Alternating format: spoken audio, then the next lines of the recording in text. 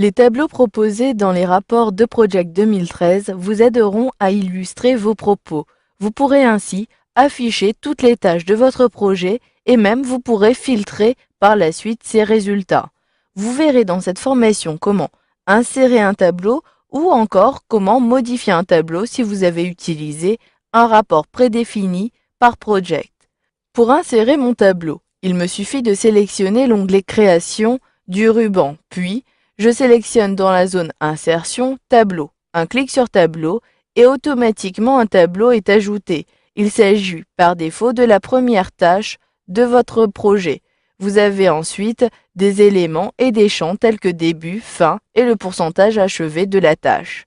Vous pouvez, et vous le voyez, quand vous ajoutez un tableau et que vous le sélectionnez, vous avez un volet qui est apparu dans la zone de droite et différents onglets dans le ruban, un onglet Création et disposition, outils de tableau. Si votre volet des champs n'apparaît pas, sélectionnez alors les données du tableau dans cette zone-ci. Maintenant, je dois choisir les champs que je souhaite faire apparaître dans ce tableau.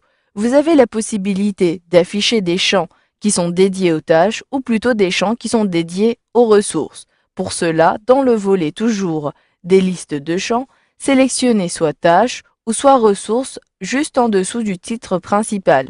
Si je clique sur ressources, vous le voyez, mon tableau est modifié et l'apparence des listes de champs également.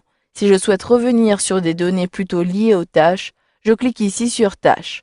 Ensuite, j'ai un récapitulatif ici des différents champs que j'ai déjà affichés, nom, début, fin et pourcentage achevé. Si je souhaite ajouter des éléments, je dois parcourir ici tous les champs de cette liste. Je vous conseille, pour avoir une meilleure visibilité, d'augmenter la taille du volet. Je clique, je maintiens le clic sur le bord du volet, puis je relâche le clic. Une fois que je vois mieux mes champs, j'utilise la barre de défilement ou la molette de ma souris pour parcourir les champs. Puis, une fois que j'ai repéré les éléments que je souhaite faire afficher, il me suffit de cliquer dessus. Je clique par exemple sur le menu déroulant des durées. Je souhaite afficher la durée du planning de référence. Je clique alors sur la durée. Le champ a été ajouté ici dans la liste et à la fois, si je navigue à l'intérieur de mon rapport, à la fin de mon tableau. Maintenant que j'ai ajouté les champs que je souhaite faire apparaître, je peux également décider de ne plus avoir certains champs. Pour cela, je décoche les champs dans la liste. Si je ne souhaite plus avoir le début de mes tâches, il me suffit alors de retrouver le champ, mais comme cela n'est pas très pratique, je clique plutôt droit sur le champ que je ne souhaite plus faire apparaître, puis je sélectionne ici Supprimer le champ. Ainsi, le champ disparaît de mon tableau et de la liste, mais pas ici de toute la liste des champs. Si je souhaite faire réapparaître ce champ, je le recherche et je le coche à nouveau ou j'appuie sur les touches CTRL-Z de mon clavier. Maintenant que j'ai tous les champs de mon tableau, je peux éventuellement réorganiser l'apparition et l'ordre de ces champs. Je souhaite faire apparaître plutôt la date de début en première colonne. Je maintiens le clic sur début pour effectuer un glisser-déplacer et comme cela, je peux réorganiser les colonnes. Vous le voyez également sur mon rapport, j'ai bien la date de début qui est apparue. Si je souhaite plutôt positionner le nom après la date de fin, j'effectue à nouveau un glisser-déplacer du nom et automatiquement la modification est appliquée. Ici, j'ai ajouté beaucoup plus de tâches dans mon projet, mais j'ai uniquement la première tâche, la tâche principale de mon projet. Je souhaite donc afficher l'intégralité des tâches. Pour cela, veillez à ce que dans la zone filtrée, toutes les tâches apparaissent bien. Je clique sur le menu déroulant et je choisis donc bien toutes les tâches tout en haut. Ensuite, je n'ai aucun groupe, mais par contre, dans le niveau hiérarchique, j'ai sélectionné uniquement récapitulatif. Je sélectionne le menu et je souhaite avoir toutes les tâches et même je souhaite avoir jusqu'à 2 niveaux ou 3 niveaux. Je clique ici sur 3 niveaux et effectivement, dans la zone de gauche, vous le voyez, au bout d'un instant, les données sont mises à jour et j'ai ainsi un tableau beaucoup plus long.